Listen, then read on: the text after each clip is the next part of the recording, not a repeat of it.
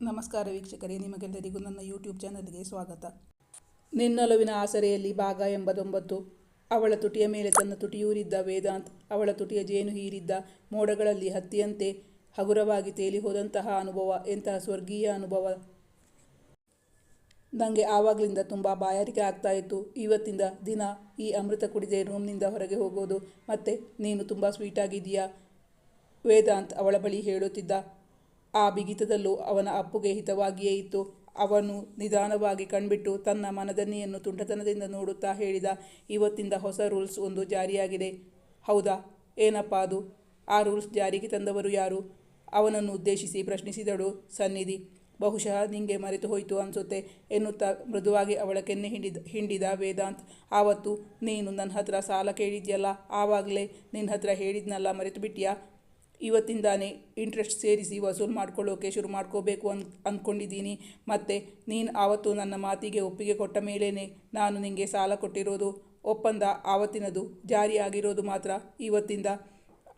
ಅವಳಿಗೆ ಅವನಿಂದ ಬಿಡಿಸಿಕೊಂಡು ಹೋಗುವ ಆತುರವಿತ್ತಲ್ಲ. ಅವಳು ನಿಧಾನವಾಗಿ ಎದ್ದು ಅವನ ಎರಡು ಕೆನ್ನೆಗೂ ಮುತ್ತಿಟ್ಟಳು. ಇಷ್ಟೇನಾ? ತುಂಬ ಸಪ್ಪೆಯಾಗಿದೆ, ಇದೆಲ್ಲ ಕೌಂಟ್ ಮಾಡೋಕೆ ಆಗಲ್ಲ. ಬೇಕೆಂದೇ ಅವಳನ್ನು ಕಾಡಿಸಿ ಅವಳಿಂದ ಮುತ್ತು ಕದಿಯುತ್ತಿದ್ದ ವೇದಾಂತ್. ಅವನಿಗೆ ಎಲ್ಲಿಲ್ಲದ ಖುಷಿಯಾದರೆ ಅವಳಿಗೆ ಒಮ್ಮೆ ಅಲ್ಲಿಂದ ಹೊರಗೆ ಹೋಗಬೇಕಾಗಿತ್ತು. ಮೊದಲ ದಿನವೇ ಲೇಟಾಗಿ ಎದ್ದು ಹೋಗಲು ಸಂಕೋಚ, ಅಂಜಿಕೆ ಆಗುತ್ತಿತ್ತು ಸನ್ನಿಧಿಗೆ. ಅವನು ಹೇಳಿದಲ್ಲಿ ತೋರಿಸಿದಲ್ಲೆಲ್ಲ ಮುತ್ತಿಟ್ಟಳು ಸನ್ನಿಧಿ. ಆದರೆ ವೇದಾಂತ್ ಕೇಳಬೇಕಲ್ಲ. ಮತ್ತು ಅವಳನ್ನು ಕಾಡಿಸುತ್ತಿದ್ದ. ಅವನ ಕಾಟ ತಡೆಯಲಾರದೆ ಅವಳು ಸುಸ್ತಾಗಿ ಬಿಟ್ಟಿದ್ದಳು. ಆದರೂ ಅವಳನ್ನು ಬಿಡುವ ಮನಸ್ಥಿತಿ ಇರಲಿಲ್ಲ ಅವನಿಗೆ. ಅವಳನ್ನು ಕಾಡಿಸಿದಷ್ಟು ಮೋಜು ಸಿಗುತ್ತಿತ್ತು. ಅವಳನ್ನು ರೇಗಿಸಲೋಸ್ಕರ ಹೋಗಿ ಒಂದು ಕಿಸ್ ಕೂಡ ಮಾಡೋಕೆ ಬರದೇ ಇರೋ ಹುಡುಗಿಯನ್ನ ಮದುವೆಯಾಗ್ಬಿಟ್ನಲ್ಲ ಅಂತ ಎಂದು ವೇದಾಂತ್ ಮೂತಿ ಸೊಟ್ಟಗೆ ಮಾಡಿ ಹೇಳಿದಾಗ ಅವಳು ಮುಖ ಚಿಕ್ಕನು ಮಾಡಿಕೊಂಡಳು. ಅವನ ಮೇಲೆ ಮುನಿಸು ಏರಿತು. ಈಗಲೂ ಏನೂ ಸಮಯ ಮೀರಿಲ್ಲ. ಎಲ್ಲದರಲ್ಲೂ ಅನುಭವ ಇರುವಂಥ ಹುಡುಗಿಯನ್ನೇ ಆರಿಸಿ ಮದುವೆ ಮಾಡ್ಕೊ. ನಾನೇನು ನಿನ್ನ ಹತ್ರ ನನ್ನನ್ನೇ ಮದುವೆ ಮಾಡ್ಕೊ ಅಂತ ಬಂದು ಕಾಲಿಗೆ ಅಡ್ಡ ಬಿದ್ನ? ಇಲ್ಲ ತಾನೇ? ನೀನಾಗಿಯೇ ನನ್ನ ಹಿಂದೆ ಬಂದು ನನ್ನನ್ನು ಒಲಿಸ್ಕೊಂಡಿರೋದು ಎನ್ನುವಾಗ ಹಳೆಯದೆಲ್ಲ ನೆನಪಾಗಿ ಅವಳ ಕಣ್ಣುಗಳು ತುಂಬಿಕೊಂಡವು. ತಮಾಷೆಗೆ ಎಂದು ಹೇಳಿದ್ದು ಇನ್ನೆಲ್ಲೋ ಹೋಗುತ್ತಿದೆ ಎಂದು ಅರಿವಾದ ವೇದಾಂತ್ ತಕ್ಷಣವೇ ಅವಳ ಕ್ಷಮೆ ಯಾಚಿಸಿದ. ಸಾರಿ, ನನಗೆ ಬೇರೆ ಯಾವ ಹುಡುಗಿನೂ ಬೇಡ, ಈ ಹುಡುಗಿನೇ ಬೇಕು ಅಂತ ಎಷ್ಟು ಕಷ್ಟಪಟ್ಟಿದ್ದೀನಿ ನಿನ್ನ ಪಡೆಯೋಕೆ. ನಿನ್ನ ನೋಡಿದರೆ ನಿನ್ನ ರೇಗಿಸಬೇಕು, ಕಾಡಿಸಬೇಕು ಅಂತ ಆಸೆ ಆಗುತ್ತೆ. ಅದಕ್ಕಾಗಿ ಹೇಳಿದ್ದು. ಅದರಿಂದ ನೀನು ನೊಂದ್ಕೋತೀಯ ಅಂತ ಗೊತ್ತಿರಲಿಲ್ಲ. ನೀನು ಕಿಸ್ ಮಾಡಿದಾಗೆಲ್ಲ ನನಗೆ ಮೈ ರೋಮಾಂಚನ ಆಗುತ್ತೆ, ಇನ್ನೂ ಬೇಕು ಅನಿಸುತ್ತೆ. ಅದಕ್ಕಾಗಿ ಹೇಳಿದ್ದು. ಬೆಳಿಗ್ಗೆನೇ ನಿನ್ನ ಮನಸ್ಸು ನೋಯಿಸಿದ್ದಕ್ಕೆ ಐ ಆಮ್ ರಿಯಲಿ ಸಾರಿ. ಮತ್ತೆ ಅವಳ ಕ್ಷಮೆ ಯಾಚಿಸಿದ ವೇದಾಂತ್. ಅವಳ ಸಿಟ್ಟಿನಿಂದ ಅವನ ಕೈ ದೂಡಿ ಅಲ್ಲಿಂದ ಹೊರಟಾಗ ಅವನು ಅವಳನ್ನು ತಡೆದು ಹಿಡಿದು, ಸಾನು, ಒಂದೇ ಒಂದು ಇಲ್ಲಿಗೆ ಕೊಟ್ಬಿಡು, ಆಮೇಲೆ ನಿನ್ನ ತಂಟೆಗೆ ಬರಲ್ಲ. ಇವತ್ತಿಡೀ ದಿನ ನನಗೆ ಕೆಲಸ ಮಾಡೋಕೆ ಎನರ್ಜಿ ಸಿಕ್ಕಂತಾಗುತ್ತೆ. ಅವಳಲ್ಲಿ ವಿನಂತಿಸಿಕೊಂಡಾಗ, ಇಲ್ಲ, ನನಗೆ ಕಿಸ್ ಮಾಡೋಕೆ ಬರಲ್ಲ ಅಂತ ಸರ್ಟಿಫಿಕೇಟ್ ಕೊಟ್ಟಾಯ್ತಲ್ಲ, ಇನ್ಯಾಕೆ ಕೊಡಬೇಕು? ನಾನು ಕೊಡಲ್ಲ. ಸಿಟ್ಟಿನಿಂದ ಮೂತಿ ಯುದ್ಧ ಮಾಡಿದಳು ಸನ್ನಿಧಿ. ಬೆಡ್ನಿಂದ ಇಳಿದು ಬಾಗಿಲಿನತ್ತ ಹೊರಟಿದ್ದಳು. ವೇದಾಂತ್ ಅವಳ ಹಿಂದೆಯೇ ಬಂದು ಅವಳನ್ನು ಹಿಂದಿನಿಂದ ಬಂಧಿಸಿ ಹಿಡಿದುಕೊಂಡ. ಬಿಗಿದಪ್ಪಿಕೊಂಡು, ನೀನೀಗ ನಾನು ಕೇಳಿದ್ದನ್ನು ಕೊಟ್ಟರೆ ಮಾತ್ರ ಇಲ್ಲಿಂದ ಬಿಡುಗಡೆ, ಇಲ್ಲ ಅಂದರೆ ಹೀಗೆ ಹಿಡ್ಕೊಂಡು ನಿಂತ್ಕೊಂಡ್ಬಿಡ್ತೀನಿ. ಮತ್ತೆ ನಾನು ಎಷ್ಟು ಹಠಮಾರಿ ಅಂತ ನಿಂಗೆ ಈಗಾಗಲೇ ಗೊತ್ತಾಗಿದೆ ಅಂದ್ಕೊಡ್ತೀನಿ ಎಂದವನು ಬಾಗಿ ಅವಳ ಕತ್ತಿಗೆ ಮುತ್ತನಿಟ್ಟ. ಸನ್ನಿಧಿಗೆ ಕಚಗುಳಿ ಇಟ್ಟಂತಾಗಿ ಅವಳು ಕಿಲಕಿಲನೆ ನಕ್ಕಾಗ ವೇದಾಂತ್ ಸಂಪ್ರೀತನಾದ. ಅವಳ ಮುಂದೆ ಅವಳಿಗಡ್ಡವಾಗಿ ನಿಂತು, ಒಂದೇ ಒಂದು ಸ್ವೀಟ್ ಕಿಸ್ ಚಿನ್ನ, ಪ್ಲೀಸ್. ಇಲ್ಲ ಅಂತ ಹೇಳಬೇಡ. ಮದುವೆ ಆಗೋ ತನಕ ನಾನು ನಿನ್ನ ಹತ್ರ ಒಂದಿನ ಕೂಡ ಏನೂ ಕೇಳಿಲ್ಲ. ಇವತ್ತು ಬಾಯಿ ಬಿಟ್ಟು ಕೇಳ್ತಾ ಇದ್ದೀನಿ ಅಂದರೆ ಇಲ್ಲ ಅಂತ ಹೇಳೋಕೆ ನಿಂಗೆ ಮನಸ್ಸಾದರೂ ಹೇಗೆ ಬರುತ್ತೆ? ಪ್ಲೀಸ್.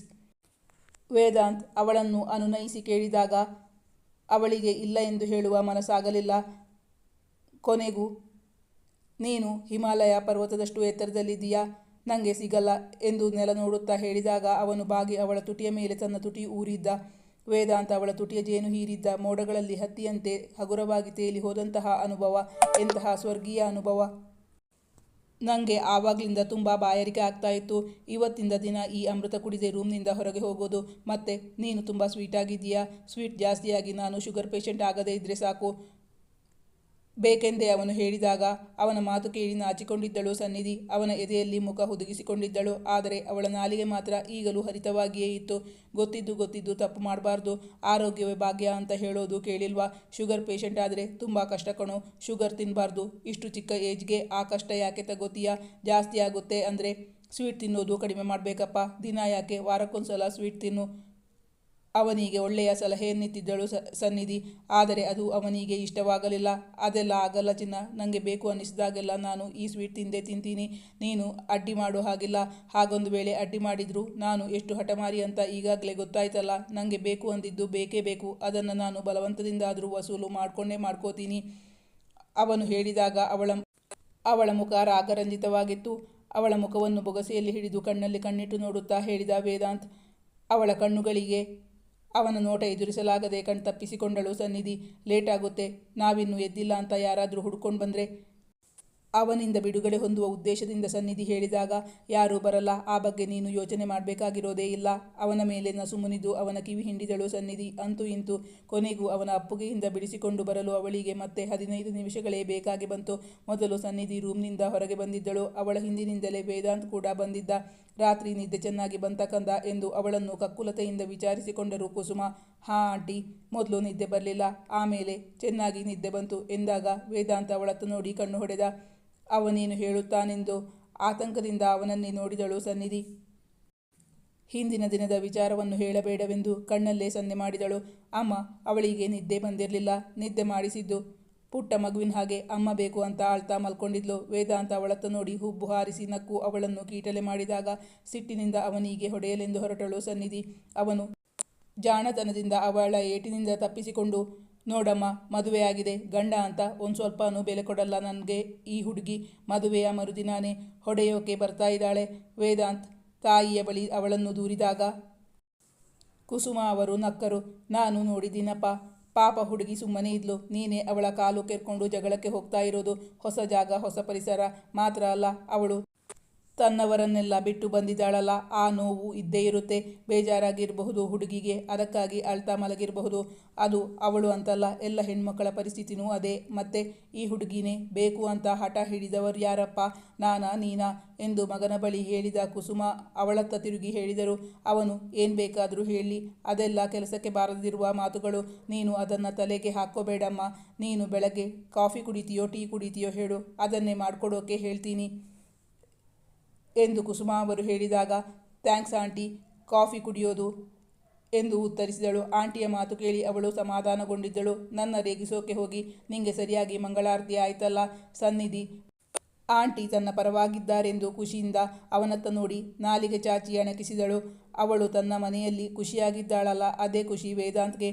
ಇತ್ತ ತನ್ನ ಅಕೌಂಟಿಗೆ 10 ಲಕ್ಷ ರೂಪಾಯಿ ದುಡ್ಡು ಬಂದಿದ್ದು ಕಂಡು ಆಶ್ಚರ್ಯವಾಗಿತ್ತು ಜಯರಾಮ್ ಅವರಿಗೆ. ಆ ಸಂದೇಶ ಕಂಡು ಅವರು ದಿಗ್ಭ್ರಾಂತರಾಗಿದ್ದರು. ಬ್ಯಾಂಕ್ಗೆ ಕಾಲ್ ಮಾಡಿ ತಮ್ಮ ಅಕೌಂಟ್ ಬ್ಯಾಲೆನ್ಸ್ ಕೇಳಿದಾಗ ಅವರಿಗೆ ಬಂದ ಸಂದೇಶ ನಿಜವಾಗಿತ್ತೆಂದು ಗೊತ್ತಾಯಿತು. ತಮಗೆ ಅಷ್ಟೊಂದು ಹಣವನ್ನು ಹಾಕಿದವರಾರೆಂದು ತಿಳಿಯಲು ಅವರು ಬ್ಯಾಂಕ್ಗೆ ಹೋಗಿದ್ದರು. ನೋಡಿದರೆ ತಮ್ಮ ಮಗಳೇ ತಮ್ಮ ಅಕೌಂಟ್ಗೆ ಹಣ ಜಮೆ ಮಾಡಿದ್ದಾಳೆಂದರೆ ಅವಳ ಮದುವೆಯ ಖರ್ಚು ಪೂರ್ತಿ ಮಾತ್ರವಲ್ಲ, ರಜತ್ ಮನೆಯವರಿಗೆ ಕೊಟ್ಟ ದುಡ್ಡು ಕೂಡ ತಮಗೆ ಹಿಂದಿರುಗಿಸಿದ್ದಾಳೆ. ತಮ್ಮ ಮುದ್ದಿನ ಮಗಳು ಹೀಗೆ ಮಾಡಬೇಕೆಂದರೆ ಅವಳು ಎಷ್ಟು ನೊಂದುಕೊಂಡಿದ್ದಾಳೆ ಎಂದು ಅರಿವಾಯಿತು ಜಯರಾಮ್ಗೆ. ತಮ್ಮ ಋಣ ಬೇಡ ಎಂದು ಅವಳು ಈ ಕೆಲಸ ಮಾಡಿದ್ದಾಳೆಂದು ಅರ್ಥವಾಗಿತ್ತು. ತಮ್ಮ ಅಕೌಂಟ್ಗೆ ಯಾಕೆ ದುಡ್ಡು ಹಾಕಿದ್ದು ಎಂದು ಮಗಳನ್ನು ಕೇಳಬೇಕೆಂದುಕೊಂಡರೆ ಅವಳು ಕರೆ ಸ್ವೀಕರಿಸುತ್ತಿರಲಿಲ್ಲ. ಮಾತ್ರವಲ್ಲ, ಅವರ ಬಳಿ ಈಗಲೂ ಮಾತಾಡುತ್ತಿರಲಿಲ್ಲವಲ್ಲ. ಪತ್ನಿಯ ಬಳಿ ಮತ್ತು ಮಗನ ಬಳಿ ಹೇಳಿಕೊಂಡರು ಜಯರಾಮ್. ಜಯಂತಿಯವರಿಗೂ ಈ ವಿಷಯ ತಿಳಿದು ತುಂಬ ಬೇಸರವಾಯಿತು. ಅಂದು ಮಗಳಿಗೆ ಕಾಲ್ ಮಾಡಲು ಹೋಗಿರಲಿಲ್ಲ. ಮರುದಿನ ಬೆಳಗ್ಗೆ ತಿಂಡಿ ತಿಂದಾದ ಬಳಿಕ ಮಗಳಿಗೆ ಕಾಲ್ ಮಾಡಿದ್ದರು ಜಯಂತಿ. ತಾಯಿಯ ಕಾಲ್ ಕಾಣುತ್ತಲೇ ರಿಸೀವ್ ಮಾಡಿದ್ದಳು ಸನ್ನಿಧಿ. ಜಯಂತಿ ಅವರು ಮಗಳ ಬಳಿ ಮಾತಾಡುತ್ತಾ ದುಡ್ಡಿನ ವಿಷಯ ಪ್ರಸ್ತಾಪ ಮಾಡಿದ್ದರು. ಅಮ್ಮ, ನನಗೆ ನನ್ನಿಂದಾಗಿ ಯಾರೂ ದುಡ್ಡು ಕಳ್ಕೊಳ್ಳೋದು ಇಷ್ಟ ಇಲ್ಲ. ಮತ್ತು ಆ ದುಡ್ಡು ಪಪ್ಪ ಕಷ್ಟಪಟ್ಟು ದುಡಿದು ಮಾಡಿರೋ ಸಂಪಾದನೆ. ಆ ದುಡ್ಡು ಯಾರ್ಯಾರೋ ತಿಂದು ವೇಸ್ಟ್ ಆಗಿ ಹೋಯ್ತಲ್ಲ ಅಂತ ತುಂಬ ಚಿಂತೆ ಆಗೋಯ್ತು. ಅದೇ ಕಾರಣಕ್ಕಾಗಿ ನಾನು ಪಪ್ಪನ ಅಕೌಂಟ್ಗೆ ದುಡ್ಡು ಹಾಕಿರೋದು. ಅದನ್ನು ನನಗೆ ಯಾವ ಕಾರಣಕ್ಕೂ ಹಿಂದಿರುಗಿಸೋದು ಬೇಡ. ನನಗೆ ಆ ದುಡ್ಡು ಬೇಡ. ಸನ್ನಿಧಿ ತಾಯಿಯ ಬಳಿ ಹೇಳಿದಾಗ ಜಯಂತಿಯವರು ಅದಕ್ಕೆ ಒಪ್ಪಲಿಲ್ಲ. ಪ್ಲೀಸ್, ಹಾಗೆಲ್ಲ ಹೇಳಬೇಡ ಕಂದ. ನೀನು ಬೇರೆಯಲ್ಲ, ನಾವು ಬೇರೆಯಲ್ಲ ಅಂತ ನಾವು ತಿಳ್ಕೊಂಡಿದ್ದೀವಿ. ಆದರೆ ನೀನು ಯಾಕೆ ಹೀಗೆ ಹೇಳ್ತಾ ಇದ್ದೀಯಾ? ನೀನು ಹಾಗೆಲ್ಲ ಅಂದರೆ ನಿನ್ನ ಅಮ್ಮನಿಗೆ ಎಷ್ಟು ಬೇಜಾರಾಗುತ್ತೆ ಅಂತ ಗೊತ್ತಾ? ಆ ದುಡ್ಡನ್ನು ನಿನ್ನ ಅಕೌಂಟ್ಗೆ ರಿಟರ್ನ್ ಹಾಕಬೇಕು ಅಂತ ನಾನು ನಿನ್ನ ಪಪ್ಪನ ಹತ್ತಿರ ಹೇಳಿದ್ದೀನಿ. ಆ ವಿಷಯದ ಬಗ್ಗೆ ಇಬ್ಬರು ಚರ್ಚೆ ಮಾಡುತ್ತಿದ್ದರು. ಅಷ್ಟರಲ್ಲಿ ವೇದಾಂತ್ ಆಫೀಸ್ಗೆ ಎಂದು ಹೊರಟು ರೆಡಿಯಾಗಿದ್ದ. ಅಮ್ಮ, ಆ ವಿಷಯ ಹಾಗಿರಲಿ, ನನ್ನ ಬುಕ್ಸ್ ಎಲ್ಲ ನೀನು ಕಳುಹಿಸಿಕೊಟ್ರೆ ನನಗೆ ತುಂಬ ಉಪಕಾರ ಆಗುತ್ತೆ. ಕಳುಹಿಸಿಕೊಡೋಕ್ಕಾಗುತ್ತಾ? ಎಕ್ಸಾಮ್ಗೆ ಇನ್ನೂ ಜಾಸ್ತಿ ದಿನ ಇಲ್ಲ, ನಾನು ಈಗ ಓದ್ಕೋಬೇಕು ತಾಯಿಯ ಬಳಿ ಹೇಳಿದಳು ಸನ್ನಿಧಿ.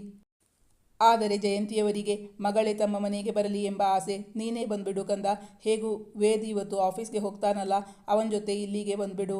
ಅಲ್ಲಾದರೂ ಕೂತ್ಕೊಂಡು ಓದೋದು, ಇಲ್ಲಾದರೂ ಕೂತ್ಕೊಂಡು ಓದೋದಲ್ವಾ? ಮಗಳ ಬಳಿ ಕೇಳಿದರು ಜಯಂತಿ. ಸಾರಿ ಅಮ್ಮ, ನಿನ್ನ ಹತ್ರ ಹೀಗೆ ಹೇಳ್ತೀನಿ ಅಂತ ಬೇಜಾರು ಮಾಡ್ಕೋಬೇಡ, ಆದರೆ ನನ್ನ ಮನಸ್ಸು ಮುರಿದು ಹೋಗಿದ್ಯಮ್ಮ. ಇಲ್ಲಮ್ಮ, ನನಗೆ ಆ ಮನೆಗೆ ಬರೋಕೆ ಮನಸ್ಸಿಲ್ಲ. ಹಾಗೊಂದು ವೇಳೆ ನಿಂಗೆ ನನ್ನ ನೋಡಬೇಕು ಅನಿಸಿದರೆ, ನನ್ನ ಹತ್ರ ಮಾತಾಡಬೇಕು ಅನಿಸಿದರೆ ನೀನೇ ಇಲ್ಲಿಗೆ ಬಂದ್ಬಿಡು. ತಾಯಿಯ ಜೊತೆ ಮಾತುಕತೆ ಮುಗಿಸಿಕೊಂಡು ಕರೆ ಸ್ಥಗಿತಗೊಳಿಸಿದ್ದಳು ಸನ್ನಿಧಿ. ಅದಕ್ಕಾಗಿಯೇ ಕಾಯುತ್ತಿದ್ದ ವೇದಾಂತ್ ಹಾಲ್ನಲ್ಲಿ ಸೋಫಾ ಮೇಲೆ ಕುಳಿತಿದ್ದಳು ಸನ್ನಿಧಿ. ವೇದಾಂತ್ ಮೊದಲ ಮಹಡಿಯ ಮೊದಲ ಸ್ಟೆಪ್ನಲ್ಲಿ ನಿಂತು ಅವಳನ್ನು ಕಣ್ಣಲ್ಲೇ ಕರೆದ. ಅವಳು ಅಲ್ಲಿಂದ ಹೊರಟಾಗ ವೇದಾಂತ್ ನೇರವಾಗಿ ತಮ್ಮ ರೂಮ್ಗೆ ಹೋಗಿದ್ದ. ಸನ್ನಿಧಿ ಅವನನ್ನು ಹಿಂಬಾಲಿಸಿಕೊಂಡು ರೂಮ್ನೊಳಗೆ ಹೊರಟಳು. ಸಾನು, ನಿಂಗೆಲ್ಲಾದರೂ ಹೋಗಬೇಕಾ? ಹಾಗಾದರೆ ಈಗಲೇ ಹೊರಟು ರೆಡಿಯಾಗು. ನಾನು ಇವತ್ತಿಂದಾನೇ ಆಫೀಸ್ಗೆ ಹೋಗೋಕೆ ಶುರು ಮಾಡಿದ್ದೀನಿ. ಬೇಕು ಅಂದರೆ ಹಾಗೆ ನಿಮ್ಮ ಅಮ್ಮನ ಮನೆಯಲ್ಲಿ ನಿನ್ನ ಬಿಟ್ಬಿಟ್ಟು ಹೋಗ್ಬೋದು ಅಂತ ಕರೆದೆ ಅವಳ ಬಳಿ ಹೇಳಿದ ವೇದಾಂತ್. ಇಲ್ಲ ಕಣೋ, ನಾನು ಎಲ್ಲೂ ಬರಲ್ಲ. ನೀನು ಸಾಧ್ಯ ಆದರೆ ನನ್ನ ಬುಕ್ಸ್ ತಂದುಕೊಟ್ಟು ಪುಣ್ಯ ಕಟ್ಕೋ. ರೂಮ್ಗೆ ಬಂದವಳನ್ನು ಅಪ್ಪಿ ಹಿಡಿದು ಅವಳ ಮುಖದ ತುಂಬ ಮುತ್ತಿನ ಮಳೆಗರೆದ ವೇದಾಂತ್. ಸನ್ನಿಧಿ ಅವನ ಕೆನ್ನೆಗೆ ಮುತ್ತಿಟ್ಟು ಅವನನ್ನು ಬೀಳ್ಕೊಟ್ಟಿದ್ದಳು. ಅವನು ಡ್ರೈವರ್ ಮೂಲಕ ಅವಳಿಗೆ ಪುಸ್ತಕ ಕಳುಹಿಸಿಕೊಟ್ಟಿದ್ದ. ಅಂದಿನಿಂದಲೇ ಸನ್ನಿಧಿ ತನ್ನ ವಿದ್ಯಾಭ್ಯಾಸದತ್ತ ಗಮನ ಹರಿಸಿದ್ದಳು. ಮತ್ತೆ ಒಂದು ವಾರವೇ ಕಳೆದಿತ್ತು. ಅಂದು ರಾತ್ರಿ ಎಲ್ಲರೂ ಒಟ್ಟಿಗೆ ಊಟಕ್ಕೆ ಕುಳಿತಿದ್ದರು. ವಿಶ್ವನಾಥ್ ಅವರು ಎಲ್ಲರಿಗೂ ಸಂಬಂಧಪಟ್ಟಂತೆ ಒಂದು ಮುಖ್ಯವಾದ ವಿಷಯವನ್ನು ಹೇಳಿದರು. ನನ್ನ ಫ್ರೆಂಡ್ಸ್ ಎಲ್ಲ ಮಗನ ಮದುವೆಗೆ ಕರೆದಿಲ್ಲ ಅಂತ ತುಂಬ ಗಲಾಟೆ ಮಾಡ್ತಾ ಇದ್ದಾರೆ. ರಿಸೆಪ್ಷನ್ ಪಾರ್ಟಿ ಕೊಟ್ಟು ಅವರಿಗೆಲ್ಲ ಊಟ ಹಾಕಿಸೋಣ ಅಂತ ಇದ್ದೀನಿ. ಯಾವಾಗ ಪಾರ್ಟಿ ಇಟ್ಕೊಳ್ಳೋಣ? ಇನ್ನೊಂದು 15 ದಿವಸದಲ್ಲಿ, ಅಂದರೆ ಮುಂದಿನ ತಿಂಗಳು 10ನೇ ತಾರೀಕಿನಂದು ಅವರಿಗೆಲ್ಲ ಊಟ ಹಾಕಿಸೋಣ ಅಂತ ಇದ್ದೀನಿ ಎಂದು ಎಲ್ಲರನ್ನೂ ಉದ್ದೇಶಿಸಿ ಕೇಳಿದರು ವಿಶ್ವನಾಥ್. ಅವರ ಮಾತು ಕೇಳುತ್ತಲೇ ಸನ್ನಿಧಿಯ ಮುಖ ಸಪ್ಪಗಾಯಿತು. ಅವಳಿಗೆ ಆ ಸಮಯದಲ್ಲಿ ಫೈನಲ್ ಎಕ್ಸಾಮ್ ನಡೆಯುತ್ತಿತ್ತು. 10ನೇ ತಾರೀಕಿಗೆ ಅವಳಿಗೆ ಒಂದು ಎಕ್ಸಾಮ್ ಕೂಡ ಇತ್ತು. ಅವಳು ಮದುವೆ ಆದಾಗಿಂದಲೂ ಪ್ರತಿದಿನ ರಾತ್ರಿ ಹಗಲು ಎನ್ನದೇ ಕಷ್ಟಪಟ್ಟು ಓದುತ್ತಿದ್ದಳು. ಒಳ್ಳೆಯ ಅಂಕ ಗಳಿಸಬೇಕೆಂಬುದೇ ಅವಳ ಮುಖ್ಯ ಉದ್ದೇಶವಾಗಿತ್ತು. ಅದೇ ಸಂದರ್ಭದಲ್ಲಿ ಫಂಕ್ಷನ್ ಇಟ್ಟುಕೊಂಡರೆ ಇಷ್ಟು ದಿನ ತಾನು ಕಷ್ಟಪಟ್ಟು ಓದಿದ್ದೆಲ್ಲ ವ್ಯರ್ಥವಾಗುವುದಿಲ್ಲವೇ ಹಾಗೆಂದು ಮಾವನ ಮುಂದೆ ಹೇಳಿಕೊಳ್ಳಲು ಅವಳಿಗೆ ಸಂಕೋಚವಾಗುತ್ತಿತ್ತು. ಡಿಗ್ರಿ ಸಂಪಾದಿಸುವುದು ಅವಳ ಮುಖ್ಯ ಉದ್ದೇಶವಾಗಿತ್ತು. ಅಸಹಾಯಕ ಪರಿಸ್ಥಿತಿಯಲ್ಲಿ ಸಿಕ್ಕಿಹಾಕಿಕೊಂಡಿದ್ದಳು ಸನ್ನಿಧಿ. ಸಹಾಯಕ್ಕಾಗಿ ಅವಳು ವೇದಾಂತ್ನ ಮುಖ ನೋಡಲು ಅವನು ಅವಳತ್ತ ನೋಡುತ್ತಲೇ ಇರಲಿಲ್ಲ, ಬೇರೆಲ್ಲೋ ನೋಡುತ್ತಿದ್ದ. ಹಾಗಾದರೆ ಸನ್ನಿಧಿಯ ಎಕ್ಸಾಮ್ ಸಮಯದಲ್ಲೇ ಫಂಕ್ಷನ್ ಇಟ್ಟುಕೊಳ್ಳುತ್ತಾರಾ ವಿಶ್ವನಾಥ್ ಅವರು? ಸನ್ನಿಧಿ ಇಷ್ಟು ದಿನ ಕಷ್ಟಪಟ್ಟು ಓದಿದ್ದೆಲ್ಲ ನೀರಲ್ಲಿ ಹೋಮ ಮಾಡಿದಂತಾಗುತ್ತದಾ? ಈ ಕಥೆಯ ಮುಂದಿನ ಭಾಗ ಮುಂದಿನ ಸಂಚಿಕೆಯಲ್ಲಿ ಮುಂದುವರಿಯುವುದು. ವೀಕ್ಷಕರೇ, ನಾನು ಹಾಕೋ ಕಥೆಗಳು ನಿಮಗೆ ಇಷ್ಟವಾಗಿದ್ದಲ್ಲಿ ನನ್ನ ಚಾನಲನ್ನು ಸಬ್ಸ್ಕ್ರೈಬ್ ಮಾಡಿ, ನನ್ನ ವಿಡಿಯೋವನ್ನು ಲೈಕ್ ಮಾಡಿ, ನಿಮ್ಮ ಆಪ್ತರಿಗೆ ನನ್ನ ವಿಡಿಯೋವನ್ನು ಶೇರ್ ಮಾಡಿ, ನಿಮ್ಮ ಅನಿಸಿಕೆಯ ಅಭಿಪ್ರಾಯಗಳನ್ನು ಕಮೆಂಟ್ ಮಾಡಿ ತಿಳಿಸೋದರ ಮೂಲಕ ನನಗೆ ಬೆಂಬಲ ವ್ಯಕ್ತಪಡಿಸಬೇಕಾಗಿ ವಿನಂತಿಸಿಕೊಳ್ತಾ ಇದ್ದೀನಿ. Thank you for watching.